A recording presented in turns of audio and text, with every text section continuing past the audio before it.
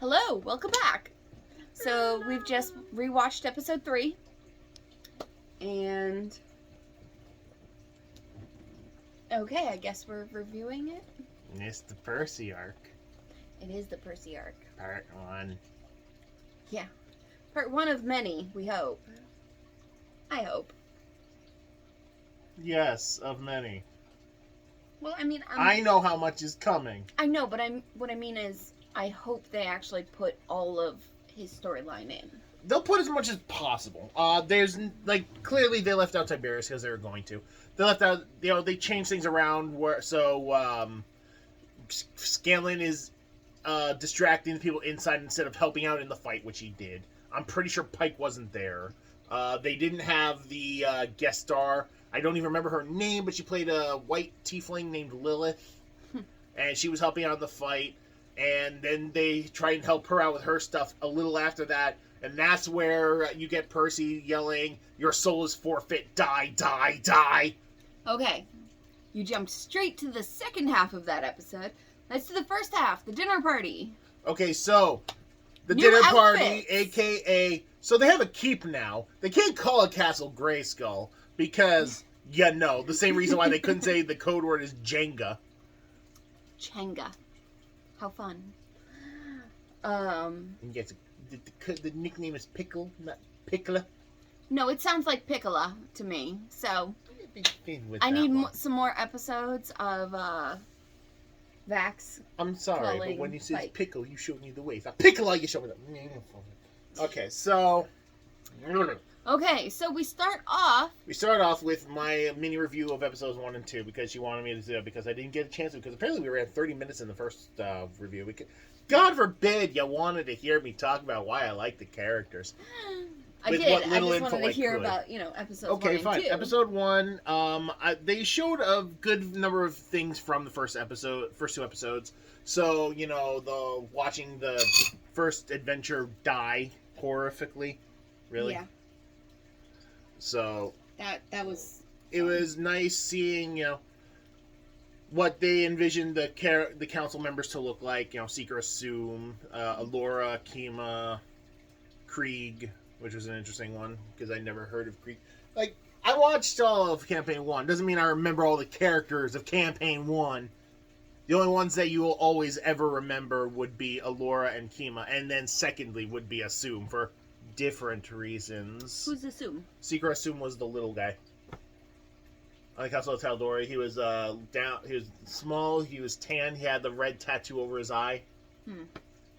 Doesn't matter. They didn't incorporate him the way they did in the campaign. But yeah, Brimscythe, absolutely awesome. I love the fight. They actually showed really cool fight choreography, which is hard to really see in actual D&D fights. You can imagine a lot of good stuff, and you can see animatics, but they had a lot of good fluid motion in there. Mm-hmm. Brimscythe's head getting cleaved in two, in the way they had, was it Care? Mm-hmm. I believe his name was Care.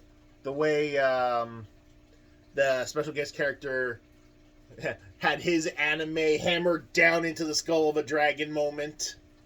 It was really cool. Later stuff, don't worry about it. Okay. You won't recognize Care, you won't remember any of that stuff. I forget his full even name. It's like Richard Dreyfuss, I think it was something. Oh. It was a celebrity guest cameo. Hmm. But yeah, no. They went to the party. They had a good time. They didn't know about the Briarwoods being there in advance the way they were supposed to, but it's fine. Obviously, my favorite part would obviously be Percy's meltdown, because he's always as composed as he possibly can be until you get under his skin with things involving his family, and then he just goes ballistic. He snapped. Yeah. I'm still... I love the new outfits. The outfits are nice. They're not going to last. I know, they're fancy clothes. Yeah. But fancy clothes. They're very nice. I'm still... Of all the things, I'm kind of bummed they didn't do the make Percy look like Vax. Yeah, that sounds like it would have been fun. Because then they say Percy's not there. He had the squirts. And because of that, Percy's identity never really gets revealed to them until the fight starts. Okay. So they actually have somewhat proper conversation where Percy disguised as Vax goes, "A toast to gracious hosts," and you just see everyone on the table go. And then when they see Vax upstairs, like, "You have an uncanny resemblance with the fellow we just had dinner with." It's like, "That's crazy, ma'am. I gotta get out of here." No, it was great. I enjoyed all of it. Scanlan, the fuck, dude. So, yeah, you wanted to mention something about his cod piece? His cod piece is the bisexual awareness flag. Yeah, I did hear that. Yeah. Plus an extra green, which is from, it looks like it's from the 2012 Pride flag. So, that's a nice little... Wear your bi flag with pride as you tell people to pull your anal beads. Yeah. Oh, God, that song. You know, there's an actual live rendition of Sam Riegel singing that. I know there was he forgot the lyrics part of it. Well, he started laughing because it's such a ridiculous song. You think you got that shit in one try? Come on.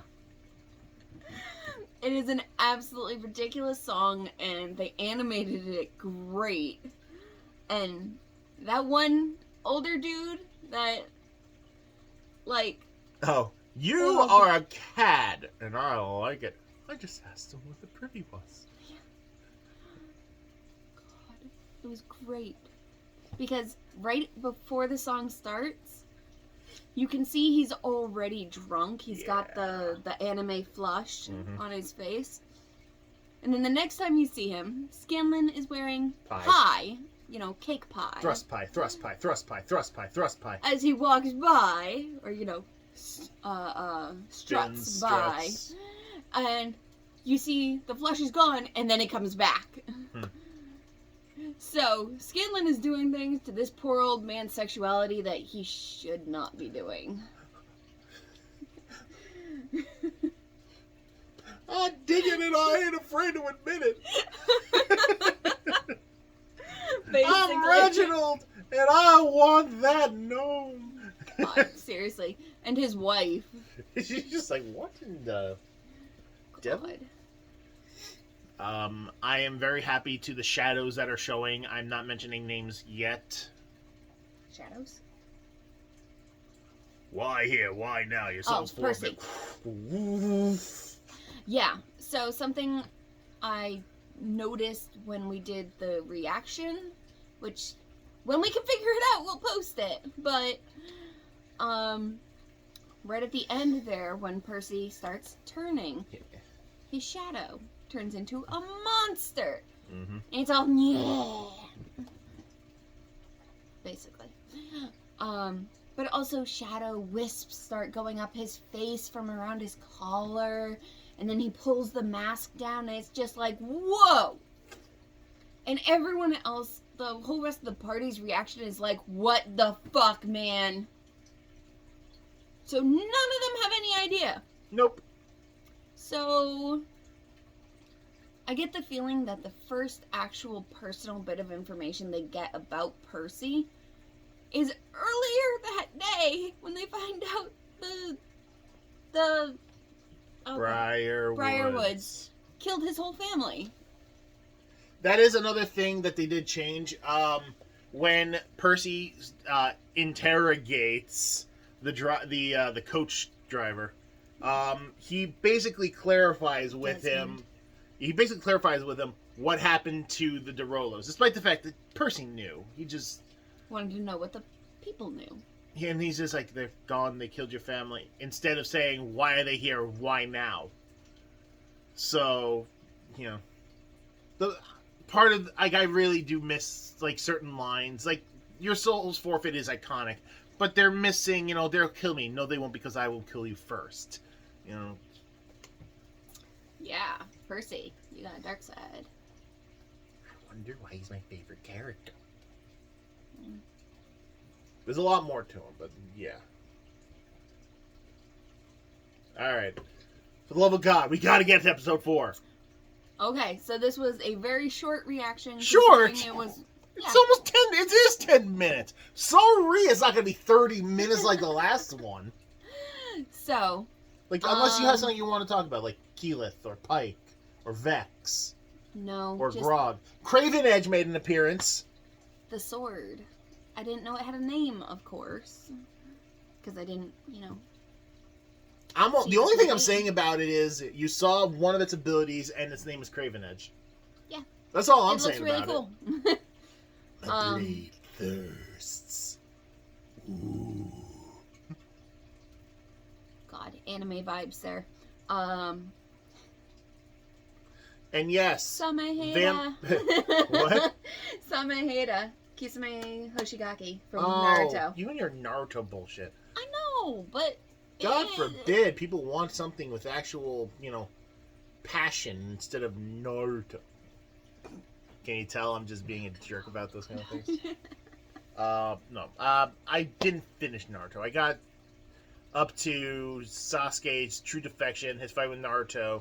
Then you skip all the way to the end because nothing after that really mattered. And then you go into Shippuden, and then I got to negotiations with Orochimaru on the bridge, the small bridge, right before Naruto goes Nine-Tail Berserk. And yeah, no, then I was done. I just didn't care anymore. I watched everything up to the first episode of Shippuden. And then I got spoiled to literally everything. That's what happens when you go to college. No, that was still at high school. That's what happens when you go to sped school. Yeah. Everyone likes anime at sped school. Look at me! I'm Naruto! Yeah! My wife went to that and I married my wife. Do not get on my case about this! To be fair, we never did Naruto runs. People wanted to Naruto run to Area 51. Not us. We're not that stupid. We knew if we were doing that to Area 51, we'd be down. Have you or have you not ever tried practicing the hand signs? I have not. How many of those people at Gifford could say the same? 103 out of 106. Have? Have not. Yeah, we didn't care. We were all fawning over the cute boys. And this is why girls nowadays like guys with fingernail polish and crap. We always have. Ew. MCR, Dan. MCR. Yeah, but they can sing, which means there's actually something that makes up for it. Yeah. The other ones are just drawn. My nails are black because I am half dead, therefore there's no blood that goes up. Oh my god, he's so sexy! I paint my nails black because I murdered my entire family because they were going to murder the entire village and I sacrificed them. Now I brood all the time, but I wait for the day my brother kills me and I give him my eyes. Oh my god, he's just so sexy!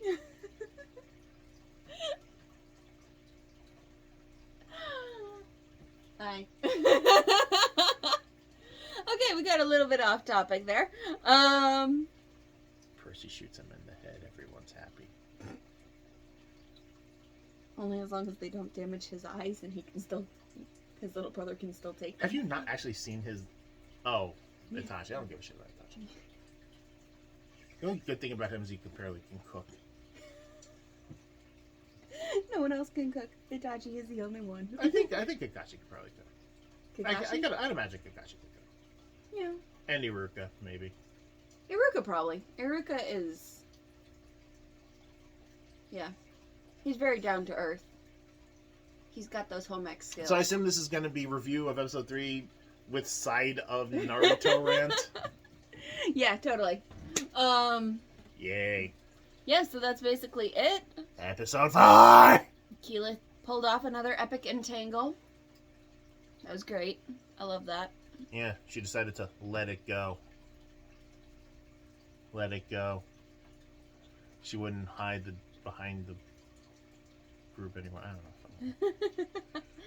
Okay. Let it go, let it go.